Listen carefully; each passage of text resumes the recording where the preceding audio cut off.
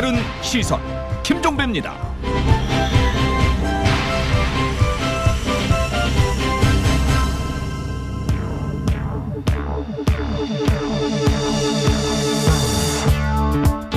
저도 실질 조사 및 자료문건 요구 이런 것이 좀 무리하다는 것은 보고를 받고 있었습니다. 근데 헌법에 위배되는 사항에 대해서는 아마 법사위에서 한번 짚고는 넘어가겠지만은 되지 않겠나 이렇게 생각을 했습니다. 우리 송영무 국방부 장관님은 성함의 끝이 무로 끝나지 않습니까? 무. 없을 무자가 아니지 않습니까? 조남에 맞게끔 절도 있는 준비와 답변이 좀 필요하다고 봐요. 충실한 조사를 위해서 국가기관으로서의 국방부가 수사 업무를 담당하는 소관검찰청의 검사장에게 압수영장 청구를 의뢰하는 거기 때문에 그게 하등 문제가 안 됩니다. 오늘 국회 법사위 회의장에서 연출된 송영무 국방장관 주연의 촌극입니다. 5.18 특별법에 위헌 소지가 있지 않느냐는 취지의 야당 의원 질문에 송 장관이 호응하는 듯한 발언을 하자 여당인 민주당의 박범계 의원이 점잖게 비판한 건데요. 언론은 송영무 장관이 또다시 설화, 말실수를 저질렀다고 전했는데요. 글쎄 그게 전부일까요? 더 본질적인 문제는 간절함 아니었을까요? 자, 이렇게 물어보겠습니다. 얼마 전 자기 손으로 위촉장을 준 5.18 광주 특별조사위원들이 권한이 별로 없어서 강제조사 한번 제대로 못하고 활동을 마무리한다면서 강제 수사권을 부여하는 5.18 특별법 제정이 꼭 필요하다 말한 거, 이거 기억하시나요?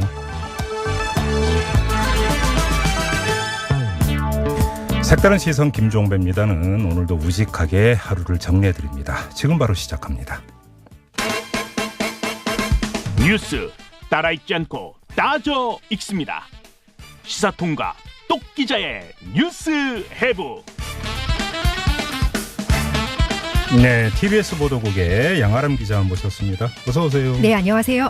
자, 첫 소식 가볼까요? 네, 5.18 민주화운동 진상규명을 위한 5.18 특별법이 이제 국회 법사위를 거쳐서 결국에 이제 본회의를 통과했습니다. 네네. 법안에 5.18 민주화운동을 강제 진압한 진상을 규명하기 위해서 진상조사위원회를 설치하는 내용이 담겼습니다. 네. 진상조사위는 이제 구성을 마친 날부터 시작을 해서 2년간 활동을 할 수 있고요. 네. 또 1년 이내 범위에서 연장할 수 있습니다.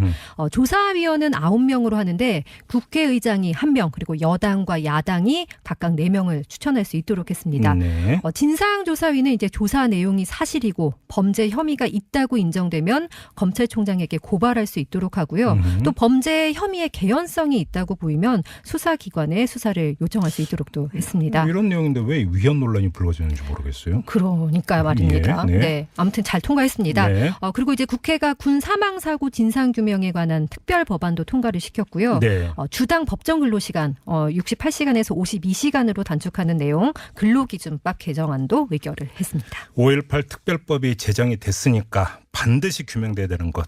발포 명령자 있지 않습니까? 네, 그렇죠. 최고 책임자 이번에는 확실히 좀 규명이 됐으면 좋겠습니다. 네, 그렇습니다. 자, 다음으로 가죠. 네, 검찰이 이팔성 전 우리금융지주 회장이 이명박 전 대통령의 사위 이상주 씨와 또 형 이상득 전 의원에게 20여억 원의 금품을 건넨 정황이 담긴 이제 메모와 비망록을 확보를 했습니다. 네. 여기에다가 이제 중견기업인 대보그룹이 이 전 대통령 측에 수억 원을 건넨 정황도 포착했는데요. 어제 이 시간에 저희가 박범계 의원하고 인터뷰할 네. 때만 해도 10억이라고 보도가 나와서 그렇게 질문을 했는데 네, 하룻밤 사이에 2배 플러스 알파로 뛴 거 아닙니까? 그렇죠. 아유, 네. 어디까지 또 확산이 될지. 네. 이 대보그룹이 이제 전국의 고속도로 휴게소를 운영하고 교통정보 시스템을 관리하는 이제 기업으로 알려졌는데 네. 고속도로 휴게소 운영 계약이 이제 대보그룹에 많이 치우쳐 있어서 국정감사 때마다 한국도로공사와 좀 유착이 있는 거 아니냐 이런 네. 의혹이 제기되기도 했습니다. 예, 예. 검찰은 최근 이제 대보 관계자에게 입찰 편의를 봐달라는 청탁의 대가로 이 전 대통령 측에 불법 자금을 건넨 것은 아닌지 조사한 것으로 전해지고 있습니다. 이명박 전 대통령 측 조직이라고 지금 표현을 하시는데 누굴까요? 정말 궁금한데 오늘 4부에서 직설 있지 않습니까? 네. 한번 이거 좀 꼬치꼬치 한번 좀 알아보도록 하겠습니다. 자, 다음 소식으로 가죠. 네, 김관진 전 국방부 장관이 검찰 조사에서 군 사이버사령부 정치 개입 의혹 수사, 이거에 대한 이제 축소 은폐 지시 의혹, 그리고 이제 세월호 참사 보고 시간을 조작한 혐의를 부인한 것으로 전해졌습니다. 네. 검찰이 이제 김 전 장관이 증거 인멸을 할 우려가 있다고 보고 구속영장을 재청구하는 방안을 검토하고 있습니다. 네. 김 전 장관이 사이버사 수사 방향을 직접 지시했다고 진술한 백낙종 전 국방부 조사본부장은 이제 구속된 상태로 재판에 넘겨졌는데요. 네. 백 전 본부장은 이제 사이버사 정치 개입 의혹을 수사하면서 조직적인 대선 개입은 없었다. 이제 애초에 이런 사실상의 가이드라인을 마련하고 이태하 전 심리전단장과 요원들이 독자적으로 벌인 일이다. 이렇게 수사를 결론을 냈습니다. 네네. 또 댓글 공작을 시인하는 자백을 확보하고도 그 진술을 받아낸 수사관을 오히려 이제 교체한 것으로 드러났었죠. 알겠습니다. 자, 이어가죠.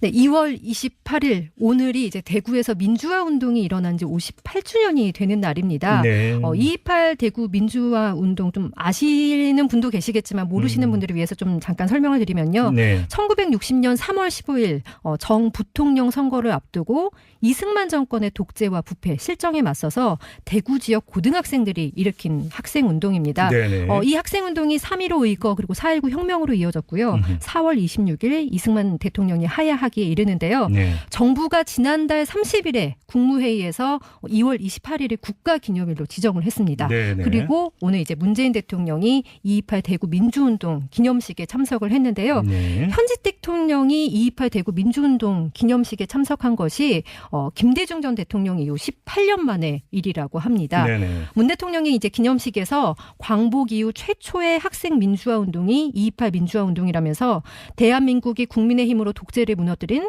첫 번째 역사를 쓰는 순간이었다. 이렇게 평가를 했습니다. 네네. 또 228 정신을 온전히 살려낼 수 있었던 데는 228 민주운동과 5.18 민주화 운동의 상호 교류가 있었기 때문이라고 말을 했는데요. 이 228 정신이 멀게 느껴졌던 대구와 광주를 굳게 연결했다. 이렇게 강조했습니다. 그 사이 또 마산이 있었죠. 네. 김주열 열사. 네네. 그렇죠. 희생됐던 마산도 있었고요. 네. 대구광역시와 이제 광주광역시가 2013년에 달빛 동맹 강화 교류 협력이라는 걸 체결했는데요. 예. 2014년부터 이제 상대 지역에 그 5.18 민주화 운동, 228 민주화 운동 이런 기념식에 이제 참석을 해오고 있다고 합니다. 알겠습니다. 자, 다음 소식은요? 네, 내일은 또 이제 3.1절이죠. 99주년 3.1절 기념식이 서대문 형무소 역사관에서 열립니다. 네네. 행정안전부가 문재인 정부 출범 후 처음 맞는 3.1절을 맞아서 국경일 행사의 상징성 또 현장성을 살려서 국민이 직접 이제 참여하고 공감할 수 있는 행사로 치르겠다 이렇게 네. 밝혔는데요. 예. 그동안 이제 광화문 세종문화회관에서 보통 이제 진행됐던 이 3.1절 기념식이 야외에서 개최되는 게 2010년 이후 8년 만입니다. 예. 네, 그리고 이제 서대문 형무소 역사관에서 치러지는 건 처음입니다. 서대문 형무소 이제 1908년 일제가 경성 감옥이란 이름으로 세운 후에 수많은 독립운동가들이 고난을 겪었고요. 지금 저 독립문 공원 있는 거기죠. 네.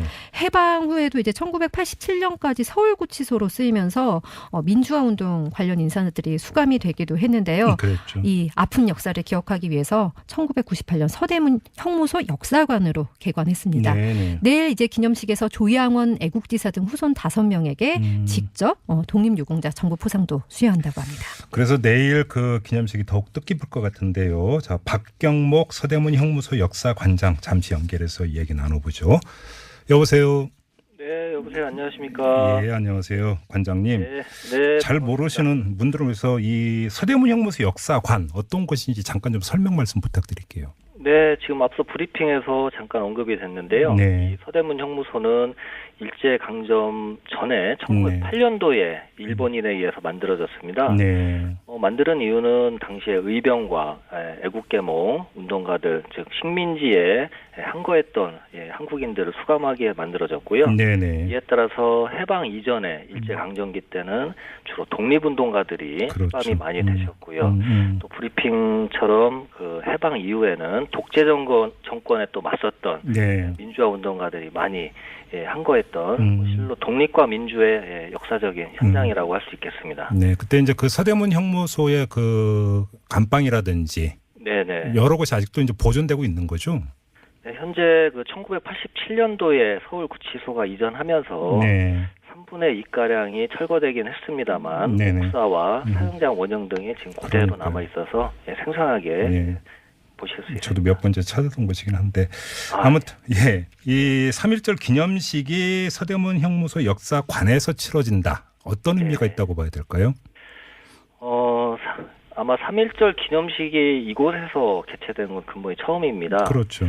역시 3.1운동의 그 역사적 의미를 계승한다는 측면에서 감격스러운 부분이고요. 예. 우리가 알고 있는 3.1운동은 단순히 운동이 아닙니다. 독립선언서에도 나와 있다시피 전 세계에 우리 조선이 독립국임을 선포했고 네네. 자주민임을 선포한 것이죠. 네. 그 실행 방법으로 만세운동을 전개한 것입니다. 또 3.1운동을 기점으로 해서 주권 재민, 그렇죠. 즉 주권이 국민에게 있음을 천명한 것입니다. 예예. 또 그로 인해서 민주공화국인 또 대한민국 임시정부가 탄생하게 됐죠. 네네. 근본에 이 3.1절 기념식이 이러한 역사의 현장에서 개최된다는 것은 아마 새 정부가 이 주권이 국민에게 있음을 다시 한번 선포하는 계기가 되고 또 이러한 3.1 독립만세운동의 시대정신과 역사정신을 이어나가겠다는 네. 의지의 표명이 아닐까 저는 이렇게 생각합니다. 네, 3월 한 달간 뭐 특별 전시회가 열린다고 들었는데 어떤 전시회예요? 예, 이번 전시회는 국가기록원에서 준비를 해주셨고요. 예예. 각종 판결문과 그다음에 독립선언서 준비를 하고 있는데요. 특히 그동안 우리가 알고 있던 독립선언서는 그 태화관에서 민족대표가 발표한 독립선언서인데 그렇죠. 예. 이외에도 이제 일본 유학생들의 28 독립선언서나 대한독립 여자선언서 또 하와이 지역의 한인들이 대한민 국민회에서 독립선언서를 또 발표를 했습니다. 예. 너무 중요한 자료더라고요. 3.1운동 피살자 명부도 공개가 됩니다. 네. 아마 이 전시를 통해서 3.1운동의 생생한 역사 자료를 만나실 수 있는 계기가 될 것 같습니다. 마지막으로 문화재청이 오늘 발표한 게 있는데 이 서대문 형무소 복원 계획을 발표를 했다고 하던데요. 어떤 계획이에요? 네, 안 그래도 이제 오늘 오전에 보도가 나갔는데요. 네. 이 앞서 말씀과 같이 87년도에 이전해 가면서 3분의 2가량이 철거됐잖아요. 그랬죠. 네. 그래서 지난 2009년도부터 사실은 문화재청과 서울시 서대문구에서 함께 복원 작업을 쭉 전개하고 있었습니다. 예. 그 연속 선상에서 근본 철거된 지역을 사적지로 확대하고 예. 철거된 구치감과 공장, 병감 등을 복원하려는 계획인데요. 이게 많은 예산과 시간이 소요됩니다. 네. 시민 여러분들의 관심과 적극적인 지지가 필요하고요. 본 작업은 이 사업을 통해서 시민들께 바로 이러한 역사의 현장을 온전히 돌려드리려는 그런 계획이라고 보시면 되겠습니다. 알겠습니다. 뭐 내일 기념식 준비 때문에 바쁘실 텐데 이렇게 뭐 인터뷰 응해 주셔서 감사드리고요. 고맙습니다, 관장님. 네. 자, 지금까지 박경목 서대문 형무소 역사관장 잠깐 연결해서 이야기 나눠봤고요. 자, 뉴스웨브 진행하고 있는데요. 잠시 전하는 말씀 듣고 이어가겠습니다. 뉴스를 보는 새로운 방법, 색다른 시선 김종배입니다를 듣고 계십니다.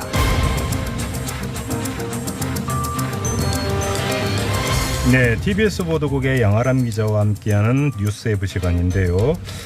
신연희 서울 강남구청장이 결국 구속이 됐네요. 네, 그렇습니다. 오늘 새벽 구속됐는데요. 네. 신구청장은 직원들에게 지급해야 하는 경력금, 포상금을 빼돌리고 네. 또 이제 동생 남편의 취업을 청탁한 혐의를 받고 있습니다. 네네. 서울중앙지법 박범석 영장전담 부장판사가 범죄의 소명이 있고 또 수사 과정에 나타난 일부 정황에 비춰봤을 때 증거인멸에 염려가 있다면서 네. 구속영장을 발부했습니다. 뭐 짧게만 말씀하시면 좀 더 풀어주세요. 그러니까 횡령을 했다는 돈이 어떤 거예요? 신현희 구청장이 이제 2010년 7월에 취임을 했는데 이제 그 이후부터 네. 2015년 10월까지 예. 한 5년 정도 동안 포상금 등의 이제 명목으로 구청의 각 부서에 지급되는 돈이 있는데 네. 한 9,300여만 원을 가로챘습니다. 그러면 이 돈이 이제 좀 어떤 성격일지 궁금해서 서울 강남구의원 여선웅 구의원에게 한번 들어봤습니다.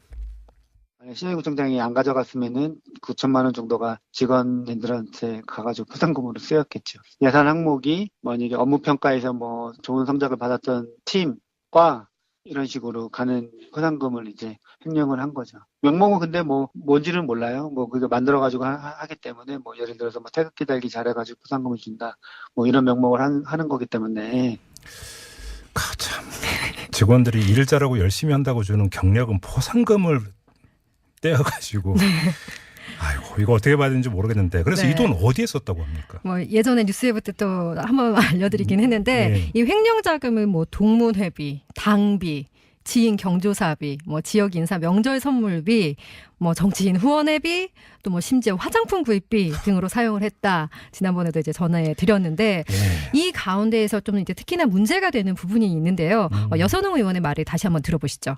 당비 내고 그 동문회비 내고 국회의원한테 후원하고 뭐 미용실 가고 뭐 이렇게 샀다고 경찰에 적시를 했어요. 그거 나오면은 그 이제 다 돌려줘야 되잖아요. 신현이가 당연히 돌려줘야지만 그 세금이니까 그 주민의 세금이 특정 정당 당비로 쓰였다는 거는 말도 안 되는 거라서 자유한국당은 그 신현이 구청장한테 받은 돈 다 토해내야죠. 진짜 그렇네요. 따지고 보니까 세금으로 당빈했다는 얘기예요. 그러니까요. 게다가 또 지금 미용실 갔다는 얘기도 나왔는데. 그러면 자유한국당이 납부한 당비가 얼마인지 이건 좀 파악이 됐어요? 사실 이제 뭐 얼마를 냈는지 어떤 국회의원들에게 뭐 얼마를 후원했는지 이렇게 알려진 내용은 없는데요. 네. 좀 참고해 볼 만한 것이 있는데 각 당마다 당비 규정이라는 게 있거든요. 네. 그래서 이제 자유한국당의 당비 규정에 명시된 직책 당비 납부 기준이라는 것을 이제 확인을 해봤는데 예. 구청장과 같은 이제 지방 기초자치단체장은 월 30만 원 이상의 당비를 내도록 하고 있습니다. 월 30만 원 이상. 네, 국회의원의 경우는 이제 한 명당 후원할 수 있는 상한액이 500만 원인데요. 네. 그러니까 어쨌든 구청장은 최소 30만 원 이상을 이제 한 달에 내야 된다는 겁니다. 그렇죠. 그럼 1년에 최소 360만 원 이상을 네. 그 돈을 횡령을 해가지고 당비로 냈다는 이야기예요. 네. 그리고 뭐 일단 횡령 기간이 5년 정도라고 하니까 그러니까, 예. 뭐 대충 계산하면은 그래도 예. 뭐 한 2천만 원 가까운 액수가 나올 것 같고요. 특히나 이제 좀 한 가지 더 말씀드리고 싶은 내용이 있는데 신구청장이 이제 지난 2010년 취임사에서 한 말입니다. 네. 부정부패는 절대 용납하지 않고 일벌백계, 신상필벌로 1,400여 명의 공직자를 통솔하겠다. 이렇게 말을 했거든요. 네. 그리고 이제 또 청렴 최우수 도시 만들기 프로젝트를 한다면서 네. 청렴 TF팀도 만들었습니다. 근데 자신이 내뱉었던 말을 가장 앞장서서 이제 무너뜨린 거죠. 잠깐만 이 대목에서 갑자기 네. 또 한 분이 떠오르는데 도덕적으로 완벽한 정권이라고 이야기했던 분 기억나세요? 누군지 아시죠? 네. 네. 갑자기 떠올랐어. 네. 근데 이 신구청장 뭐 아무튼 6월 지방선거를 의식한 정치적 여론몰이라고 혐의를 부인하고 있는 상황입니다. 아무튼 구속영장을 법원이 발부를 한 거군요. 네, 좀 이제 재판 뭐 결과를 한번 봐야겠네요.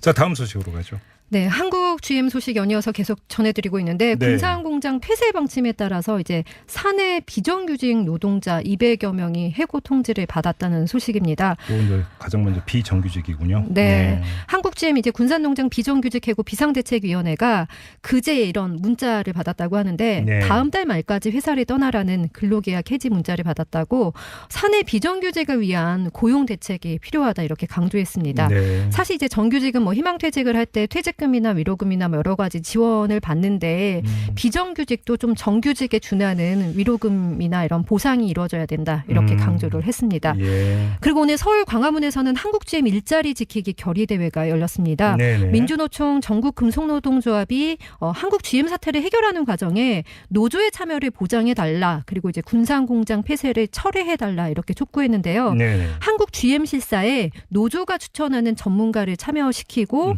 또 정부가 노정 교섭에도 나서줄 것을 요구했습니다. 알겠습니다. 자, 다음 소식으로 넘어가죠. 네, 미국의 주요 경제단체 산업계가 한미 FTA 개정 협상을 통해 한국의 지식재산권 보호 수준을 개선해야 한다. 이런 의견을 미 정부에 전달을 했습니다. 네. 미국 산업계가 이런 내용의 의견을 이제 미국 무역대표부에 제출을 했는데요. 네. 미국 무역대표부는 매년 그 교역국의 지적재산권 보호 수준을 평가하는 스페셜 301조라는 이제 보고서를 발표를 하는데 오는 4월에 발표를 할 예정입니다. 예. 미국은 이 보고서를 통해서 미국의 지적재산권을 침해하는 국가를 뭐 우선 감시 대상국 아니면 감시 대상국으로 지정을 하는데요. 네. 이 미국 무역대표부가 감시 대상국에 꾸준히 오른 국가들을 상대로 제도 개선을 촉구해 왔는데 앞서 이제 뭐 트럼프 대통령이 세탁기, 태양광, 뭐 철강 이거 뭐 이제 통상 네. 압박이 이어서 그렇죠. 이제는 뭐 제약, 가전, 자동차 이쪽으로도 제재가 확대될 수 있다. 이런 우려가 벌써부터 나오고 있습니다. 그러니까 이렇게 계속 뭐 릴레이식으로 이런 보도가 계속 미국에서 전해지고 있는데 이럴 때마다 드는 생각이 한미 FTA가 왜 있어야 되는지.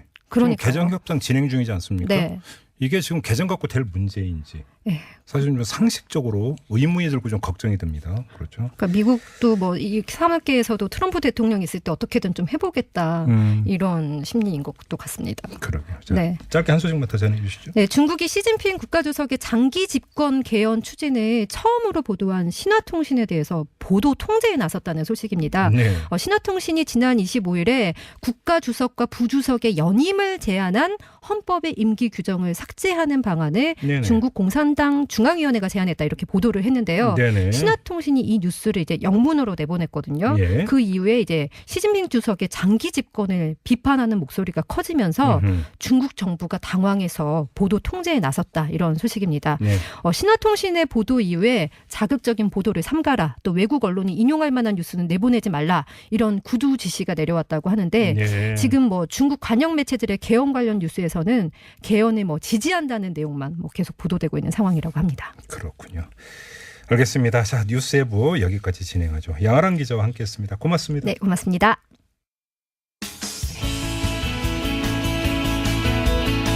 청취자 여러분의 다양한 의견이 모여 색다른 시선이 만들어집니다. TBS 앱으로 방송 들으시면서 바로바로 의견 보내주실 수 있는데요. 앱을 통해 참여가 어려우신 분들은 50원의 유료 문자 우물정 0951이나 카카오톡 플러스 친구를 통해서도 참여하실 수 있습니다. 여러분만의 색다른 시선 기다립니다.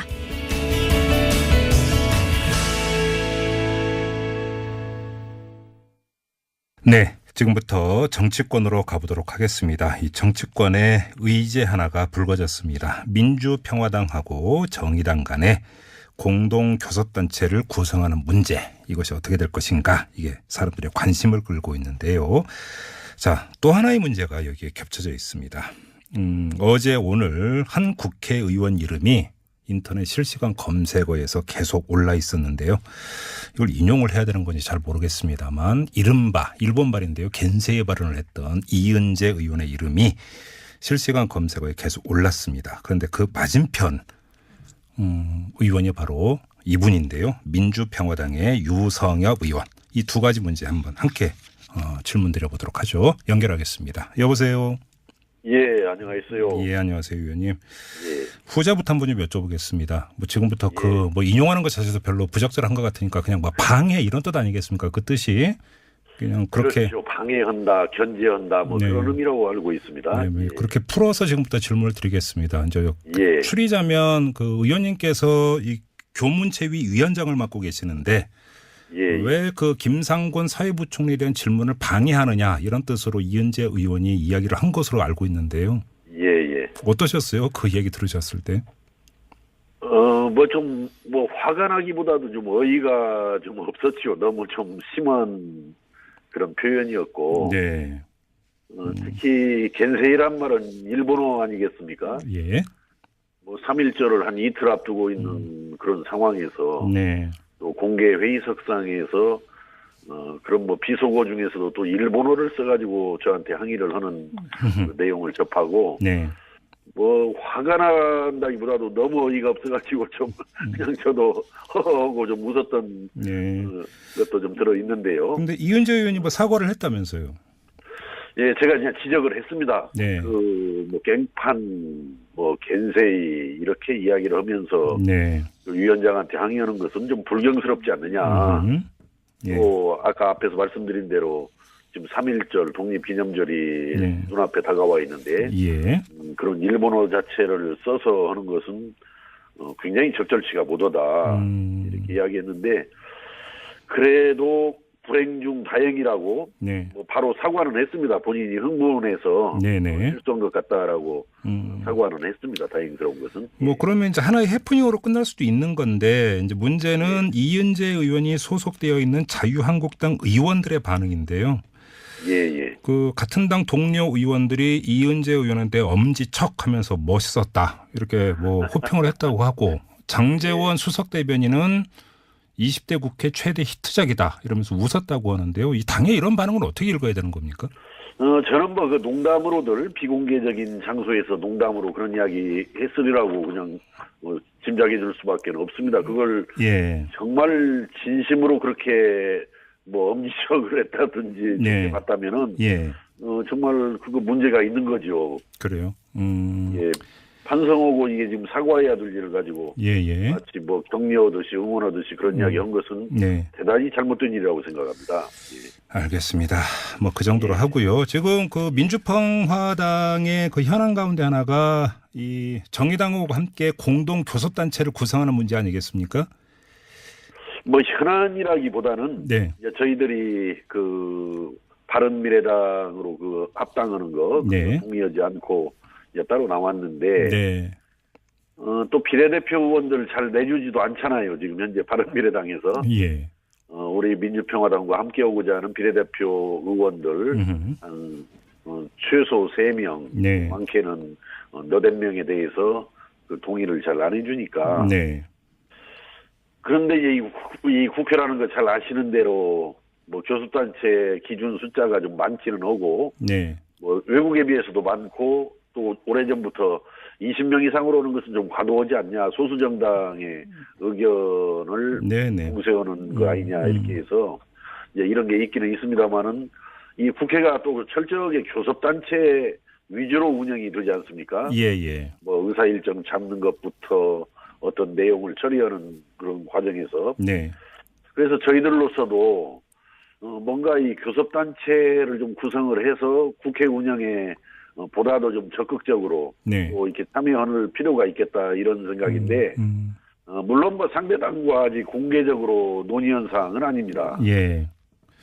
예. 근데 의원님 지금 공개적으로라고 하는 어떤 그 표현을 쓰셨는데 예. 공개적인 논의 말고요. 혹시 예. 물밑대화 나눠보셨습니까? 정의당하고? 뭐 그걸 물밑대화라고 하기보다는 네. 그 개인 차원에서 이제 그 소위 그 진보 소위는 아니고 그 네. 진보정의당에 그 소속된 의원들 내지는 또 당직자들과 네. 뭐 일부 또 우리 쪽에 있는 의원들 간에 아마 의견 교환은 뭐 일부 있었던 것으로는 알고 있는데 네네. 아직 그 진보정의당 내에서도 내에서도 아직 뭐 공개적인 논의는 없는 것으로 그렇게 알고 있어요. 그 네. 문제에서.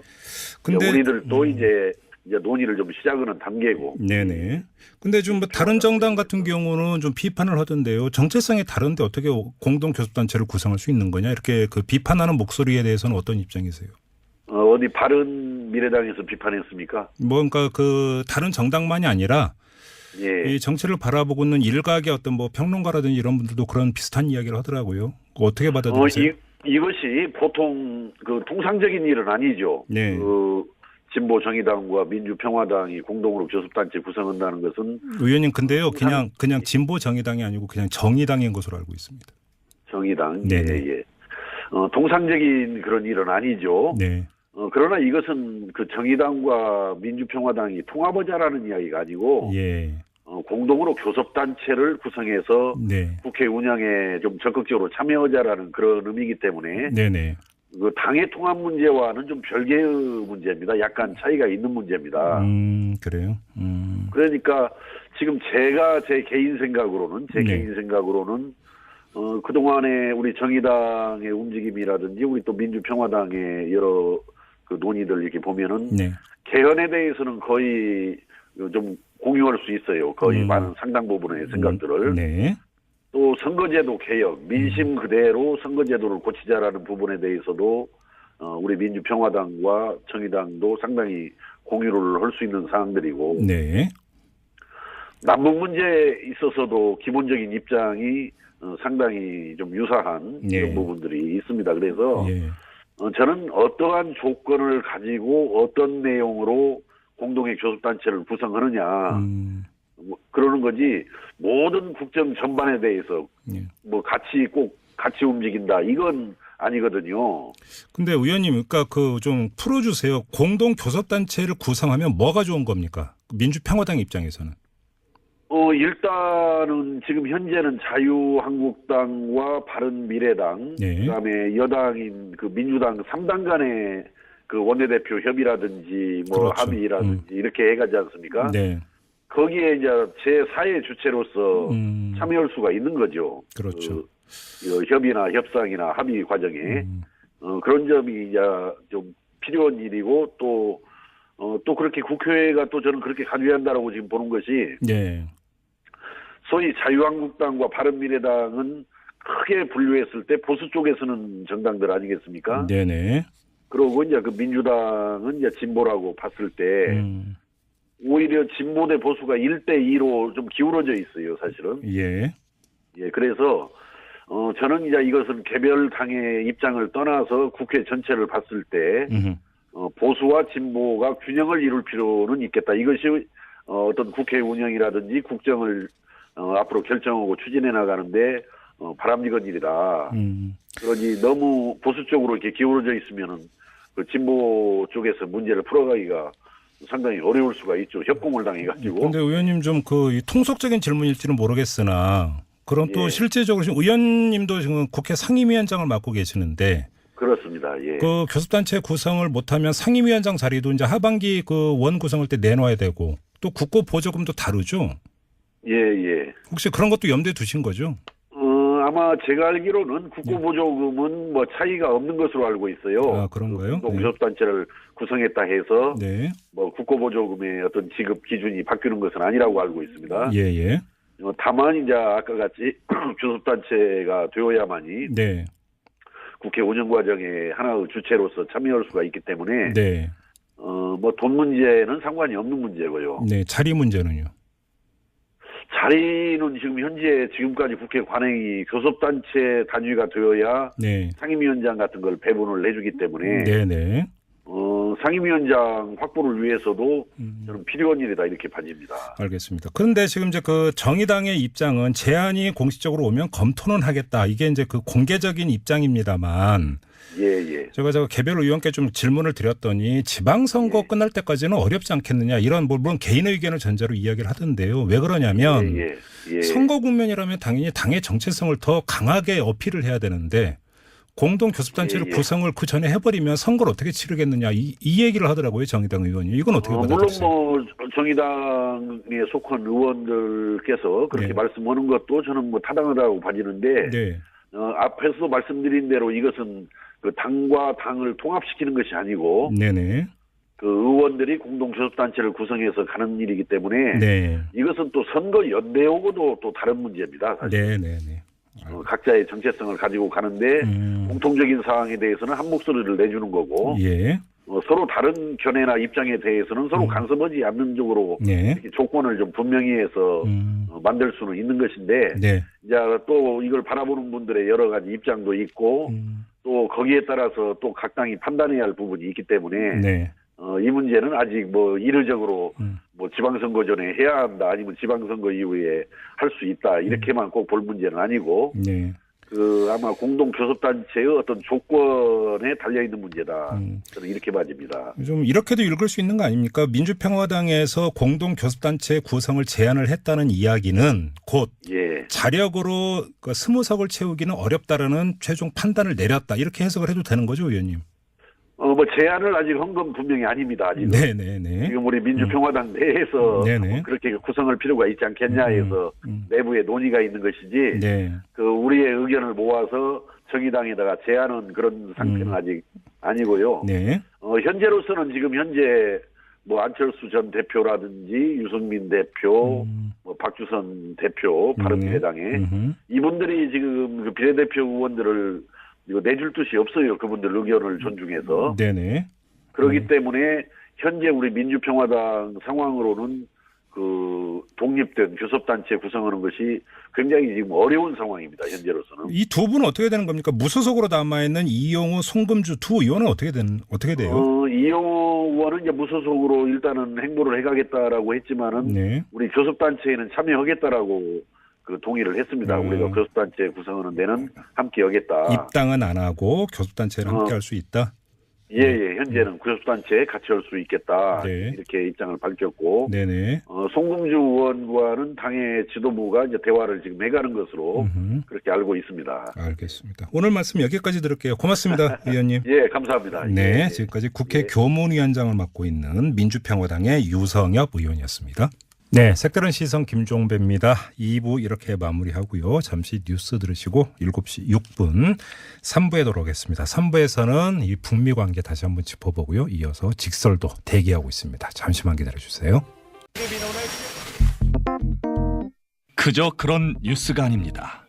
우리 사회를 바라보는 색다른 시선. 안녕하세요. 색다른 시선 김종배입니다. 진심을 담아 최선을 다하겠습니다. 오늘을 진단하고 내일을 바라봅니다. 색다른 시선 김종배입니다. 평창 동계올림픽이 끝나자마자 이 한미연합 군사훈련이 논란이 되고 있습니다. 이것만이 아니죠. 이런 와중에 북핵 6자 회담의 미국 측 수석대표인 조셉 윤 국무부 대북정책 특별대표가 은퇴한다는 소식이 또 미국에서 전해지고 있습니다. 이러면 미국의 대북정책이 더 강경적으로 가는 것 아니냐, 이런 걱정 어린 분석도 나오고 있는데요. 자, 지금부터 이 문제 자세히 짚어보겠습니다. 김준영 한동대 교수 전화 연결합니다. 여보세요. 네, 안녕하십니까. 예, 안녕하세요, 교수님. 교수님께서 그 조셉 윤 특별대표하고 계속 교류를 해오신 것으로 알고 있는데요. 뭐 개인적인 교류는 아니지만, 네, 미국 방문할 때마다 몇 번 만났습니다. 네, 예, 대화도 했고요. 네네. 일단 이거부터 좀 여쭤볼게요. 은퇴입니까? 사임입니까? 은퇴라고 보는 게 맞을 것 같습니다. 그래요? 예, 원래 제가 작년 후반기부터 얘기가 있었고요. 그 전부터 뭐 얘기를 했는데요. 네. 본인이 나이도 많고, 또 여러 가지 측면에서 자기의 사임을 여러 번 여기저기서 얘기한 적이 있기 때문에 예. 이거를 꼭 강경파에 밀려서 사임하거나 또는 뭔가 강경파의 공세에 나갔다 이런 건 좀 과도한 해석인 것 같습니다. 물론 네. 우리가 우리의 대화를 지지하는 대표적 인사였던 조셉 윤이 나가는 것은 분명히 플러스 요인은 아니고 예. 마이너스 요인이겠지만 그걸 과도하게 해석하는 건 좀 아닌 것 같습니다. 네. 그런데 그럼 하필이면 왜 그 은퇴 시점을 지금으로 골랐을까요, 그러면? 그건 제가 조셉 윤의 마음까지 이거는 해석의 문제인데요. 네. 짝대의 문제라기보다는 해석의 문제인데 제 생각에는 일단 우여곡절이 많았습니다. 지금 수잔 썬턴이 그동안에 이제 대리를 하다가 네. 이제 차관보가 됐지 않았습니까? 예, 예. 한반도요. 예.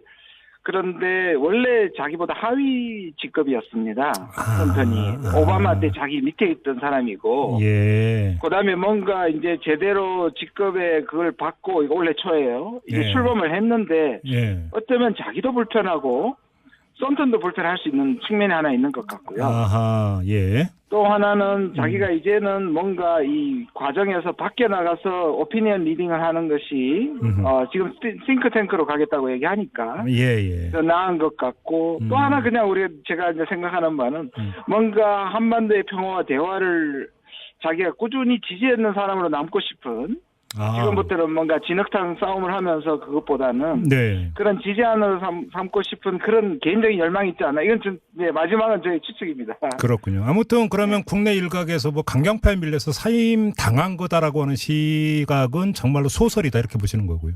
저는 그 부분은 소설이라고 보고요. 네. 예, 그렇습니다. 네. 그런데 공교롭게도 그 코피 전략을 반대했다라는 빅터차 그 주한미대에서 내정자가 낙마를 하고 또 대표적인 그 대화파인 조셉 윤 특별대표가 은퇴를 하고 네. 여기에다가 작년 말부터 그 또 대화파인 틸러슨 국무장관이 잘릴 것이라는 얘기가 계속 나오고 예. 이걸 하나의 흐름으로 봐야 되는 겁니까? 우연의 일치로 봐야 되는 겁니까? 지금 말씀하신 것처럼 진짜 루머가 많은데요. 예를 들어 맥메스터 관두고 지금 주한미군 사령관으로 온다는 루머도 있고요. 그런 루머도 있습니까? 예, 그런 루머도 있습니다. 그 굉장히 많이 도는 루머 중에 하나인데요. 예. 그런데 루머가 가능성이 전혀 없다고는 할 수 없지만 네. 저는 이게 뭘 나타내느냐 하면 네. 워낙에 트럼프식 이 외교가 사람들의 예측 불가능하잖아요. 네. 그리고 그걸 굉장히 자랑처럼 얘기하니까 네. 그 말은 이 전략적으로 그런 의도를 가졌다고도 볼 수 있지만 어떻게 보면 미국이 지금 급격한 대화 모드 체인지 속에서 네. 확실하게 입장을 조율하고 있지 않다는 느낌은 저는 개인적으로 듭니다. 그러니까 트럼프 행정부안에서 교통 정리가 안 되고 혼란스럽다 이런 말씀이신 거예요? 오히려 우리는 일관적이고 예. 저것이 분명한데 예. 미국 쪽에서 지금 왜냐하면 예. 강경책을 꾸준히 해왔지 않습니까? 네. 근데 자기들 예상보다 지금 대화 모드가 빨리 열리니까 네. 여기에 대한 입장 정리가 많이 안 된 것 같고 또 실제로 지금 미국이 조금 약간 밀리는 형태 아닙니까? 펜스 부통령이나 이런 게 북한에 비해서 아, 예. 적어도 대화 국면에서 네. 그런 점에서 조금 약간 여기저기서 심하게 얘기하면 약간 중구난방식으로 좀 나오는 게 있는 것 같아요. 적어도 조율되는 것 같지는 않습니다. 확실하게. 근데 지금 교수님 진단대로 트럼프 행정부에서 대북 정책에 대해서 혼란상을 보이고 있다면 네네. 오히려 그게 더 위험할 수도 있는 거 아닌가요? 뭐 그렇다고 볼 수는 있는데요. 네. 그러나 뭐 그래서 일각에서는 그러면 북미를 못 만나게 하고 네. 결국 이걸 해결을 못한 거는 그러면 이번에 평창 올림픽에서 실패가 아닌가라는 진단도 있는 것 같은데요. 네. 저는 그 부분은 좀 오히려 좀 다른 생각을 가지고 있는데 예. 오히려 전체 그림은 우리의 노력이 세계적으로 알려졌고 네. 또 이방카나 펜스한테 충분히 설명을 하고 특히 펜스 부통령은 가는 비행기 안에서 대화도 가능하다고 이렇게 얘기한 것 보면 네네. 출발점에서 보면 우리가 견인하는 측면에서는 괜찮은 것 같아요. 그리고 대통령이 일각에서 전화를 안 한다. 네. 문제 있는 거 아니냐 하는 얘기인데 네. 제가 보기에는 지금 전화를 하면 네. 오히려 뭔가 남북관계 개선을 미국한테 압박하는 그런 국면이 짜여지기 때문에 기분 나빠한다? 미국한테 시간을 좀 주시는 것 같습니다. 아, 그렇게 보여. 그러면 지금 문재인 대통령이 확실하게 운전대를 잡고 예. 지금 드라이빙을 하고 있다 이런 평가시네요. 그러면? 저는 적어도 1년 전에 비하면 코리아 패싱이란 말이 있었지 않습니까? 네. 근데 지금은 그때와는 완전히 다른 상황이고요. 네. 물론 아직까지 이루어진 건 하나도 없죠. 그러나 네. 적어도 지금 미국은 우리가 지금 북한을 끌어낼 수 있느냐? 네. 약간의 냉소가 비판이 있지만 그걸 지금 지켜보는 것이고요. 북한도 어떤 의미에서 자기와 미국을 연결시켜주는 걸 지금 지켜보고 네. 북중 관계도 지금 굉장히 나쁜 상황에서 결국 한국이 북한 문제를 해결하느냐 네. 이런 것들을 지금 지켜본다는 의미에서 적어도 당분간은 저는 그 분석이 맞다고 생각합니다. 그러면 교수님의 그런 평가에 따르면 문재인 대통령의 운전 실력은 모범 운전자급입니까? 카레이서급입니까? 적어도 길은 잘 들어갔다고 생각합니다. 이제부터 정말 사실 해결된 게 없다 보니까. 네. 그러나 이제 출발은 잘한 것 같아요. 그래요. 알겠습니다. 네. 자, 그러면 다시 미국으로 돌아가서 네. 아무튼 그 대북 대화파 내지 온건파가 하나둘 이렇게 퇴장을 하는 건 별로 우리 입장에서 그렇게 반가운 소식만은 아닌데 과정이 뭐 어떻든지 간에 그러면 국무부 안에서 대화파가 힘을 잃으면 트럼프 행정부 전체적으로도 이 비둘기파 대화파가 힘을 잃는 거 아닌가 이런 우려가 따라올 수 있는데 어떻게 진단하세요? 뭐 당연한 우려고요. 제가 네플 그 대리대사가 인터뷰하는 걸 제가 잠깐 봤는데 같은 말을 하더라고요. 그래서 한국인들의 조셉 윤의 사퇴에 대해서 많은 걱정을 하는 걸 충분히 이해한다. 그것도 같은 맥락이라고 생각해요. 저도 뭐 우려를 하지만 그럼에도 불구하고 보면 지금까지 과연 그럼 국무부가 미국의 대다수 목소리였느냐 그건 아닌 거잖아요. 틸러슨이나 늘 트럼프하고 이견도 보여왔었는데 그러니까 이게 무슨 엄청나게 미국의 내부의 세력의 전환이다 그렇게 보지는 않고요. 그런 면에서 우리가 어떤 의미에서 지금의 틸러슨이나 그 기존의 국무부 대화파와 사실상 우리가 상당한 부분 공감하고 있으니까 그 부분은 계속 살려가는 게 좋지 않겠나 생각을 합니다. 알겠습니다. 아무튼 그럼에도 불구하고 교수님께서는 큰 틀에서는 북미 대화가 열리지 않겠는가 이렇게 전망을 하시는 겁니까? 예, 그렇죠. 제가 한번 이 프로그램에서 말씀을 드린 것 같은데 작년에 그 틸러슨 얘기한 거와 국무부는 이 탐색적 대화는 큰 문제가 없을 것 같습니다. 그리고 지금 상황에서 미국이 저렇게 계속 대화를 하는데 미국이 이 이미지를 계속 이 대화를 방해한다는 이미지는 결코 원하지 않을 것이거든요. 그런 점에서 탐색적 대화는 가겠지만 미국 내의 강경파들이 탐색적 대화 이후에 비핵화 대화에 본격적으로 갈 때는 또 어떤 방식으로 압박이 올 수도 있고 그 문제를 이제 다른 쪽으로 몰고 갈 가능성도 좀 있는 것 같습니다. 알겠습니다. 말씀 나누다 보니까 갑자기 궁금한 게 하나 퍼뜩 떠올랐는데요. 이방카가 왔을 때 같이 왔던 앨리슨 후커 미 백악관 국가안보회의 한반도 보좌관. 그 사실은 이 사람이 오면서 결국은 이 비밀 접촉이 있는 게 아닌가라는 그 전망 내지 기대가 있었는데 나오는 이야기는 하나도 없거든요. 혹시 파악된 내용이 있습니까, 교수님? 저도 여러 아는 분들한테 이제 확인한 결과, 네. 물론 이제 저한테 모든 걸 말씀해 주실 수는 없다고 생각하는데요. 네. 적어도 이번에는 안 만났을 가능성이 더 많다고 생각하고요. 실무급에서도? 실무급에서도. 그 근거는 아까 말씀드린 것처럼 문재인 정부가 미국 정부를 좀 몰아붙인 듯한 느낌에 대해서 굉장히 조심스럽고요. 왜냐하면 우물 숭늉 얘기도 미국을 배려한 거고요. 네네. 정상회담도 여건 이런 것들이 사실상 미국을 배려한 것인데 구테여 이방카도 안 만나고 그다음에 이제 펜스도 안 만난 거를 구테여 만나서 나올 게 없다고 생각할 수도 있고 이번 한번 접촉 안 한다고 해서 끝난 게 아니라는 생각을 가진다면 무리하게 안 만났을 거라는 추정이 저는 훨씬 더 가능성이 높다고 생각합니다. 교수님의 진단에 따르면 지금은 속도 조절 국면이다 이렇게 성격 규정이 되는 것 같고요. 자, 이 문제 좀 여쭤보겠습니다. 문정인 대통령 외교안보 특보가 미국에서 한 발언이 지금 국내 정치권에서 논란이 되고 있는데요. 네네. 한미연합 군사훈련이 4월 첫째 주에 재개될 것이다라는 발언. 그리고 훈련 재개 전에 북미 대화가 있다면 타협이 있을 수도 있다라는 이런 발언에 대해서 송영무 국방장관은 그 사람은 그런 것을 결정할 위치는 아니다. 그 사람이라는 표현을 쓰면서 이렇게 이야기를 했고요. 지난번에 문제가 됐었죠. 한번. 네네. 자유한국당 소속의 김학용 국방위원장은 문특보 그 사람 정신 나간 사람 아니냐 이런 말까지 했습니다. 이거 어떻게 봐야 되는 겁니까? 일단 저는 그 한미연합 훈련에 대한 한국과 미국의 공식적인 입장은 평창올림픽으로 미루고 그러나 날짜는 차후 협의하겠다는 것이죠. 그러니까 패럴림픽이 끝나면 이제 본격적으로 협상을 해서 발표하겠다는 얘기인데 이제 우리가 다 알듯이 이 평창올림픽에 기여한 것이 사실상 이제 한미연합 훈련에 대한 연기니까 그런 얘기가 나오는데요. 제 생각에서는 아까 속도 조절과도 관계가 있는데 구태여 연기하기보다는 사실상 이 연합훈련은 방어적 훈련이라고 우리가 정당성을 주장하지 않습니까? 그렇다면 전략 자산만 전개하지 않는다면 그냥 추설한 말도 하지 말고 연기란 말도 하지 말고요. 그러면 저는 미국도 받아들일 수 있고 북한도 받아들일 수 있다. 오히려 그걸 물밑에서 협의하는 것이 좋다. 저는 그렇게 생각합니다. 알겠습니다. 지금 교수님 그 인터뷰 모시고 주로 이제 미국 동향을 짚기 위해서 그 질문을 안 드렸는데 마지막으로 이거 하나만 여쭙겠습니다. 지금 김영철 통일전선부장이 박람 일정을 마치고 어제 돌아가지 않았습니까? 남북 간의 이야기가 어디까지 그 진행이 됐을 거라고 진단을 하십니까? 근데 보시면요, 이게 일종의 수미상관 같은 느낌이 들고 북한이 상당히 이 부분에 진정성을 이게 심각 뭐랄까요, 이거 그냥 하는 얘기가 아닌 것이 보시면 김영남, 김여정이 왔을 때 북미 대화의 필요성을 강조했지 않습니까? 그것이 이제 폐막식 때 와서 김영철이 북미 대화 용의가 있다고 얘기하는 거는 북한의 김정은의 의사가 전달된 것이죠. 그러니까 대화하겠다는 거잖아요. 거기에다가 이제 우리가 얘기하는 것이 김영철한테는 비핵화 안 하면 미국이 대화 안 할 것이다. 그러니까 김영철은 비핵화하겠다는 얘기는 안 했지만 우리 뜻을 확실히 전했기 때문에 그러니까 이 부분에 대해서는 그 정도까지지 우리가 미국을 앞서서 북한하고 무슨 비밀 합의를 했다. 저는 그렇게 생각하지는 않습니다. 그렇게 보시고요. 알겠습니다. 자, 오늘 말씀 여기까지 드릴게요. 고맙습니다, 교수님. 네, 감사합니다. 지금까지 김준영 한동대 교수와 함께했습니다.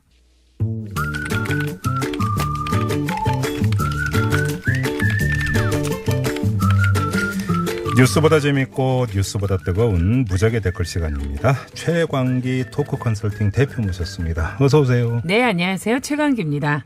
오시는데 계속 비가 내리던가요? 네, 비가 많이 왔어요. 안전운전 하셔야 되겠습니다. 그러니까 겨울 가뭄이라고 하던데 그러니까 반가운 비이긴 한데 자, 운전하시는 분들 좀 약간 어려우실 텐데 많이 막힌다고 하잖아요. 이럴 때 좀 여유를 갖고 운전해 주시기 부탁드리고요. 이 방송 들으시면서 또 힘내시면 좋죠. 자, 첫 소식 가보죠. 내일은 제99주년을 맞는 3.1절이죠. 하루를 앞둔 오늘 오전에요. 일제 강제징용 희생자 유해 33위가 72년 만에 고향 땅을 밟았다고 합니다. 내일 광화문 광장에서 일본에서 봉헌해온 일제 강제징용 희생자 유해 33위를 모시고 국민 추모제도 거행된다고 하니까요.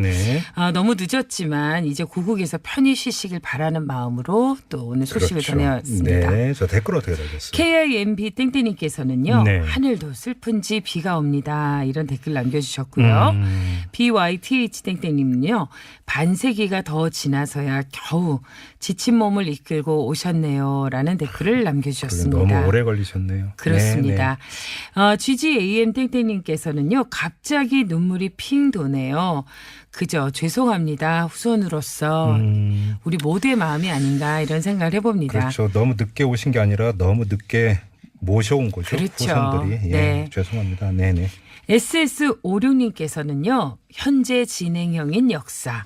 산 증인들이 모두 돌아가시기 전에 일제의 역사 수정주의에 완강하게 맞서 이겨냅시다. 네. 라는 또 각오도 밝혀주셨고요. 일제만입니까? 국내 일부 인사들도 이렇게 부안에 동하는 논리 펴는 사람들이 있더라고요. 네. 도대체 TISS님께서는요. 네. 한 번뿐인 인생을 고통 속에서 가셨는데 밥 잘 먹고 잘 자면서 온갖 불평불만을 갖고 사는 제 모습을 반성합니다. 이런 얘기도 하셨어요. 네. 사실 우리가 일상을 살다 보면 많은 걸 잊고 사는데 네. 그 역사를 잊은 민족은 미래도 없잖아요. 그렇죠. 많은 것을 기록하고 기억해야 될 것 같습니다. 네, 자 다음으로 가죠. 예, 예약을 해놓고 나타나지 않는 예약 부도 행위, 흔히 뭐 노쇼라고 하죠. 네.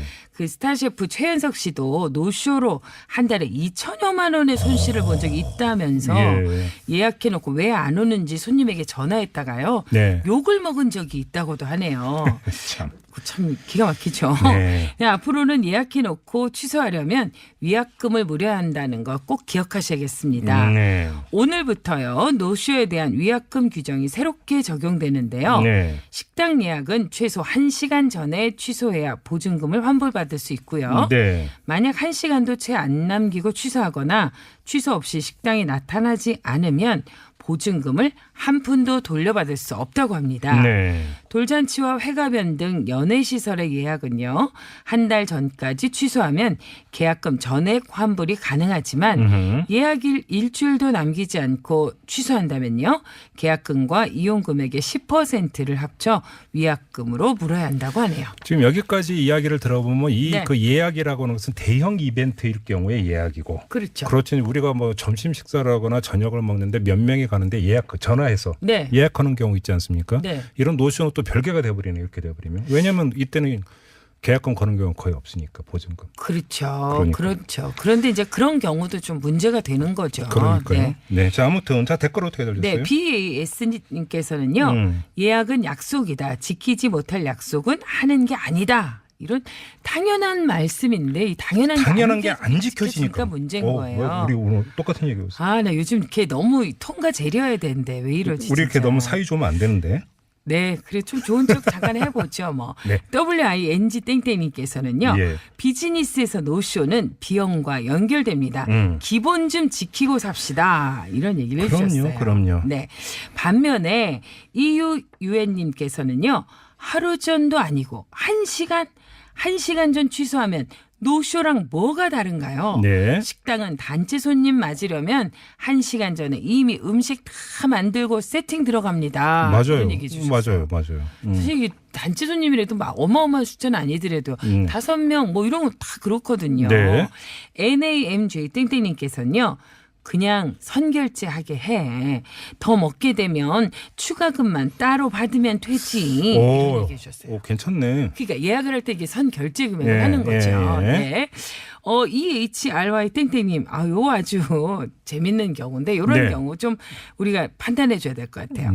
회사에서 임원, 팀장이 예약하라 해서 막내 사원이 예약했는데 10분 전에 야, 못 가겠다 취소해라 하면 그 돈은 누가 무나요? 누가 물까요? 이건 생활에서 우러나오는 문제 제기네. 우리 팀 회식하는데 막내 작가, 안 작가한테 예약해놓고 원칙적으로는 임원한테 가서 제가 그 위약금 물어냈으니까 돈 주세요라고 했다가는 어떻게 될까요? 내야죠. 그래도 네가 잘못했잖아. 이거 상당히 현실적인 문제인데요. 그렇죠. 그렇죠. 앞으로 이렇게 노쇼 없는 약속을 꼭 지키는 그런 사회가 되었으면 좋겠습니다. 알겠습니다. 자, 무작위 댓글 여기까지입니다. 최광기 대표였어요. 이런 경제를 살리기 위해서 회식 한번 하시죠. 안녕히 가세요. 네.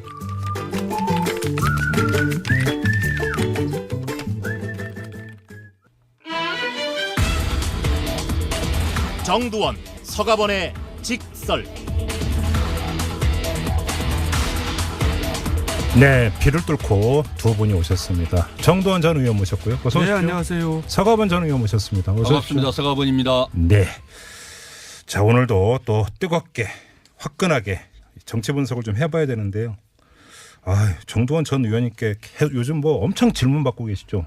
이명박 전 대통령 때문에. 네, 맨날 같은 얘기예요. 어떻게 끊이지가 않아요, 근데? 그러니까요. 저도 모르는 얘기들이 너무 많이 나오네요. 그러니까 아무튼 질문 받는 입장에서 곤혹스럽습니까? 어떻습니까? 번다합니까? 어떻습니까? 아니 저도 사실 같이 네. 일을 했던 사람으로서 좀 책임을 느끼면서 부끄럽기도 하고 그렇습니다. 그런데 솔직히 의원님께서 이제 알았던 사람도 있었을 거고, 뭐 검찰 수사에 이런 일까지 있었나 이렇게 뭐 처음 아는 일도 있을 거 아닙니까? 처음 아는 일도 많죠.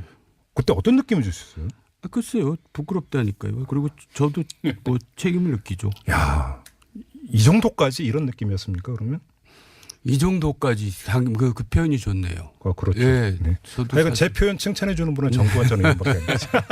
이 정도까지 어떻게 이 정도까지 하냐 이거 그죠? 맞습니다. 안 여쭤볼 수가 없네. 네. 또 이팔성 전 우리금융지주회장이 이명박 전 대통령과 이상득 전 의원에게 건넨 돈이 20억이 넘는다는 거 아닙니까? 네. 그런데 이제 그 전에 이팔성 전 회장. 정두원 의원님도 개인적으로 아시는 분이에요? 저하고 굉장히 가깝고요. 네. 예. 이제 같은 대학 동문이기 때문에 이제 2년 후배라면서요? 알았는지 MB. 이제 예전부터 이제 MB하고는 가까웠던 사이였고요. 네. 서울시장 때 세종문화회관 사장도 지내고 그래서 네. 이제 측근 중에 한 명이라고 할 수가 있죠. 측근이다. 네. 예. 근데 측근이 이렇게 돈을 줍니까?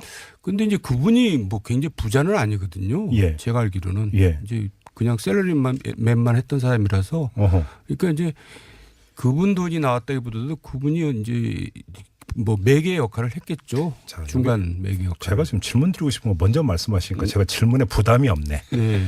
매개 역할이라고 하는 게 무슨 얘기입니까? 다시 말해서 당선 축하금 성격의 돈을 모아서 자기가 전달했다. 이렇게 지금 읽고 계시는 겁니까? 그러니까 시점이 대선 전이냐 후냐인데 후면은 당선 축하금일 가능성이 높고 전이면 대선 자금이고. 예, 그렇게 되겠죠. 그러니까 이팔성 전 회장이 기업이나 이런 데서 돈을 모았다. 이렇게 지금 그러니까 읽고 계시는 겁니까? 그러니까 그때 이제 주변 사람들한테 이렇게 이제 사람들이 접근을 하죠. 기업 같은 데서. 그러면 이제 그 돈들이 결국 형님한테 다 이제 모아집니다. 그래가지고 그게 분배가 되고 그렇게 되는. 형님이라고 하는 게 이상득 전 의원 말씀하시는 그렇습니다. 겁니까? 예. 근데 지금 언론 보도에 기초하면 이상득 전 의원에게 8억이 가고 이명박 전 대통령 사위 이상주 삼성전자 전무를 통해서 14억 5천만 원이 갔다는 메모가 나왔다는 거 아닙니까? 따로 지금까 전달을 했다는 거잖아요. 예, 저도 처음 아는 얘기지만 하여간 놀랐어요. 그럼 아무튼 일단 여기서 돈의 성격이 저 금융지주 회사 그러니까 회장 시켜주세요. 그러니까 돈 줄게요라고 뇌물이 아니라 이팔성 전 회장이 기업들로부터 돈을 모아서 준 대선 자금 내지 당선 축하금일 가능성이 있다 이렇게 보시는 거고. 제가 알기로는 금융지주 회장 시킬만 해요. 관계가. 그리고 그거에 대한 대가로서라기보다도 이팔성 회장도 뭔가 자기가 역할을 하고 싶었기 때문에 이제 그렇게 했을 것 같은데. 자리를 얻기 위한 뇌물 성격은 아니다. 그 이상의 관계입니다. 그 이상의 관계다. 그러니까 굳이 뇌물 안 써도 그 자리는 갈 수 있는 사람이었어요. 그런 사람이. 왜냐하면 원래 한일은행 출신이거든요. 금융인입니다. 그래요. 자, 그럼 여기서 또 하나 의문이 드는 게 그러니까 아주 친한 사이였고 측근이었고 그러면 왜 본인이 그러면 돈을 직접 건네거나 이렇게 하지 않고 맞사위인 이상주 전무를 거쳐갔을까요? 글쎄 그 부분이 원래 그 사위는 돈 문제는 이제 관련이 없는 걸로 저도 알고 있거든요. 굉장히 그런 면에서는 이제 굉장히 동떨어져 있었는데 그 사위한테 줬다는 얘기는 형님한테 이제 전달하라는 얘기는 아닌 것 같아요. 잠깐만요. 좀 중요한 말씀입니다. 그러면은요. 그러니까 형님이랑 SD 그렇죠. 형님한테 줄 거면 직접 주지. 그렇죠. 사회를 통해서 굳이 줄 필요는 없거든요. 그러니까요. 그러니까 그거는 좀 다른 것 같아요. 성격이. 그러니까 이명박 전 대통령한테 바로 건네기 위해서 사위를 통했다 이런 얘기가 되는 거잖아요. 글쎄 저는 이제 그거는 제가 확실하게 얘기할 수는 없지만 하여간 형님한테 줄 때는 직접 줍니다. 이상주를 통할 필요가 없죠. 제가 뭘 몰라서 지금 여쭤보는 건지 모르겠는데 그럼 MB 직접 만나서 친했다면서요? 그거는 안 되죠. 그건 안 되는 겁니까? 예, 그건 그럼 물정 모르는 얘기입니까? 예, 그거는 그 상거래 이 동네 그 상도의를 몰라서 하는 얘기고요. 예. 서가번 의원께서 아주 고개를 그러니까 크게 저분도 뭐 옛날에 많이 만져본 사람 같아요. 제가 뭐 그쪽하고 거리가 멀었습니다만 뭐 후보 시절에도 그렇고 대통령 시절에도 그렇고 직접 돈보따리를 갖다 주진 않잖아요. 최순실 사건도 봐도 그건 촌티나는 기시고 경제 뭐 이래 하긴 해도 네. 돈보따리 직접 뭐 이렇게 챙기고 그러지는 그러면 이상주 전무가 등장하는 이유가 지난주에 거의 관저에 이제 살았다 내지 살다시피 했다라고는 이거하고 연결된다 이렇게 봐야 되는 건가요? 그러면 뭐 시점을 봐야 되겠죠. 그러니까 2008년 뭐 이런 얘기 나오고 연임에 성공한 다음에도 또 돈을 줬다는 거 아닙니까? 그건 그럼 어떻게 되는 겁니까? 그건 이 양반이 되게 뭐 후한 사람이에요, 좀.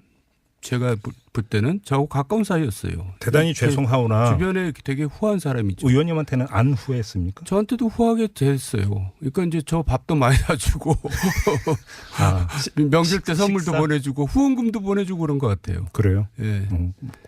그 MB하고 비교하면 뭐 비교가 안 되는구만.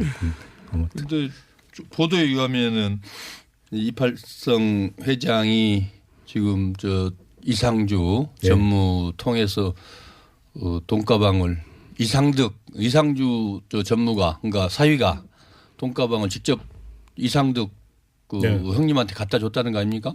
그렇게 진술을 했다는데요. 그 진술은 진위가 좀 의심스러워요, 저는.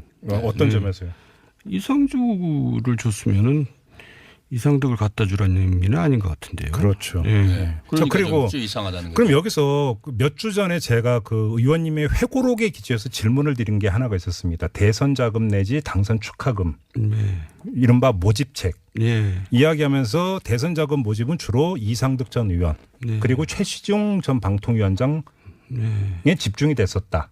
이런 말씀을 하셨는데 지금 의원님이 오늘 여기서 지금 그 분석 내지 추측하고 있는 거에 따르면 이팔성 전 회장도 대선 자금을 모으는 모집책 중에 한 명이었을 가능성이 있는 거잖아요. 그러면 아니 그러니까 그 이제 최종적으로 모아지는 쪽이 이제 형님이었다는 거고 예를 들어서 저도 저한테도 많이 찾아옵니다. 대선 자금 주겠다고. 네, 그러면 저는 이제 나는 모르니까 저기 형님 한번 만나봐라. 이제 그렇게 그쪽으로 가보라고 이제 얘기를 하죠. 그럼 이상득, 최시중 두 인물은 최종 수령자. 그렇다고 봐야죠. 그렇게 그러니까 모집책이 아니라 최종 수령자 그리고 집행자. 예, 그렇죠. 이렇게 봐야 되는 거고요. 예. 참 끝이 없는데 대보그룹은 왜 나오는 겁니까? 대보그룹은. 제가 이제 대보그룹에 대해서는 한 가지 아는 게 대선 때인데. 저희들이 이제 그 뭐 호텔에서 비밀 회의를 하거든요. 캠프 회의 말씀하시죠. 캠프 회의를 할 때. 근데 거기에 나타났어요. 대보그룹 누가? 회장이? 이제 어떤 멘토가 이제 그 이 양반을 데리고 온 겁니다. 그러니까 이제 후보를 소개시켜 주려고 데리고 온 거죠. 대보그룹 회장을 데리고 왔어요? 네. 그러니까 이제 예를 들어서 후보한테 자기가 이제 일종의 소개시켜 준다는 얘기는 자기가 굉장히 확실하게 후보의 측근이라는 걸 보여주는 거죠. 그러니까 호텔에서 캠프 회의를 하고 있을 때 이명박 당시 후보도 그 자리에 있었고. 근데 그런데 그 방에 들어왔다기보다도 그 이제 근처에 와 있더라고요. 그 멘토라고 하는 사람이 대보그룹 회장을 데리고 와서 후보를 그러니까 연결시켜 인사시켜 주려고 했다. 그래서 저도 깜짝 놀랐어요. 여기에 뭐 저런 사람을 다 데리고 오나 이제 제가 놀랬죠. 그러더니 이제 드디어 이름이 나오네요. 그 멘토가 누군데요? 그 멘토 이름은 그냥 얘기 안 하고 넘어가겠어요. 근데 왜냐하면 제가 좀 그 과문한 탓인지 제가 알고 있는 멘토는 최시중 전 방통위원장 말고는 아는 분이 없는데. 멘토가 몇 명은 있는데 그 부분을 검찰에서는 이제 알고 뭐 캐고 있을 겁니다. 강하게 부인은 안 하시네요. 자, 그러면 대보그룹이 그 수억 원의 돈을 건넸다라고 한다면 그 중간 또 그 다리가 이 그 의원님이 말씀하시는 이 멘토일 가능성이 높다 이렇게 보시는 겁니까? 그렇게 그날 하여간 그 멘토가 데리고 왔어요. 그날도 뭐 얼큰이 술 먹고는 둘이서 같이 왔더라고요. 술 먹고 왔어요? 회장 데리고? 참. 그러면 조금 전에 얘기했던 대선 자금의 최종 수령자는 최시중, 이상득 두 명이었다라고 하는 거와 지금 이거가 일정하게 연결이 되네요, 얘기가. 뭐 대충 그렇게 되더라고요. 근데 그렇게 되는 거죠. 지금 좀 전에 얘기는 굉장히 좀 주의해야 할 얘기인데 네. 이상득이 최종 수령자라는 거는 얘기할 수가 있어요. 왜냐하면 지난번에 얘기했듯이 법정에서 그런 얘기가 나오고 진술이 나왔었기 때문에 근거가 있는 얘기인데 최시중이 이제 그 최종이 있다 그 얘기는 증거가 없는 얘기니까 네. 그거는 확정지어서 할 수 있는 얘기는 아닙니다. 의원님의 경험 가지고. 예, 그냥 뭐 우리가 이렇게 추정할 수 있다라고 얘기하면 몰라도 네. 그렇처럼 제가 잡혀 들어갈 수가 있죠. 그러면 카나만 그때 이제 그 호텔에서 캠프회의 하고 있을 때까지 술이 건하게 취해서 데리고 왔는데 그럼 당시 이명박 후보고 만났습니까? 못 만났습니까? 만났죠. 예. 그러면 대보그룹 회장이 이명박 당시 후보하고 직접 만난 일까지 있다. 예. 이건 팩트고. 예, 그렇습니다. 그 뒤에 무슨 일이 있었는지까지는 모르는 거고. 아무튼 수억 원의 대보그룹 돈이 이명박 전 대통령 측으로 여기서 바로 중요한 게 이명박 전 대통령이 아니라 이명박 전 대통령 측 내지 측근이라고 지금 보도가 나오고 있거든요. 이렇게 된다면 최종 수령자가 이명박 전 대통령이 아니라 그 멘토라고 하는 사람에서 그쳤을 가능성은 어떻게 보세요? 뭐 거기서 이제 중간이 뭐 가고 또 나머지가 또 다시 또 옮겨가고 그럴 수도 있고. 중간 조금 떼고. 그렇죠. 떼고. 중간 조금 떼고. 그런 얘기 하려니까 좀 거시기 하네요. 그래도 현실은 리얼하게 묘사를 해야죠. 지금 리얼하게 얘기한 편이에요, 우리가. 중간 조금 떼고 MB에게 전달될 가능성 배제할 수 없다. 그 전에 이제 의원님께서 MB가 아니라 형님.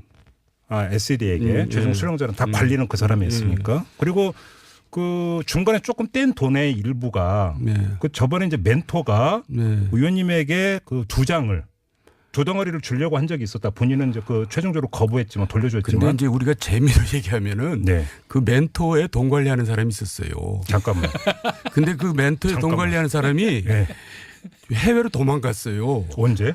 그것도 이제 그 멘토의 여비서랑 같이 이제 이혼하고 새로 둘이서 이제 결혼을 해가지고 해외로 도망가가지고 우리끼리 얘기가 이명박 정권의 최대 승자는 그 친구다라는 게 우리들의 얘기였어요. 잠깐만 권력 수사국이 갑자기 멜로로 지금 바뀌고 있는데. 멜로가 바뀌는데 그 하여간 그런 일이 있었어요. 잠깐만 그러면 그 멘토라고 하는 분의 자금 관리인이 또 따로 있었으면. 따로 있었죠. 그걸 또 직접 다 어떻게 합니까? 이제 또 그럼 그 사람 또 이름으로 통장원이나 관리를 못 하잖아요. 그러니까 규모가 상당했다는 얘기가 되는 거잖아요. 그 사람이 돈을 거둔 게 엄청나죠.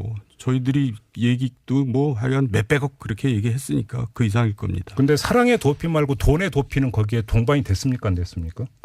하여간 그건 모르는 일이고. 그 친구가 재주가 좋으니까 알아서 했겠죠. 예. 근데 아무튼 지금 의원님의 그러니까 겪었던 일에 기초해서는 이 추정이 맞다면 지금 검찰의 수사가 그 이팔성 전 회장이나 대보그룹으로 한정이 되지 않고 대선 자금이나 당선 축하금 근데 이게 공소시효가 지났나요? 이러면 또 얘기가 물론 좀 약간 달라지긴 했지만 여기로까지 확대될 가능성은 어떻게 보세요?